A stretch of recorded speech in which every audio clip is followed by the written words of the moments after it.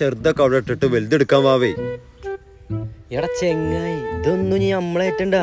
അതിന് മുതലാളി പുതിയ ആളിറക്കിക്കണു. കുഞ്ഞാണി, കരിമ്പാറ കുഞ്ഞാണി. ഇതൊക്കെ എടുത്ത് ഒളുക്ക് വെച്ചെടുത്താലും അങ്ങോട്ട് പോവും. എന്നാ വിളിച്ചോനെ. എവിടെ ആ വരുന്നു മുതല്.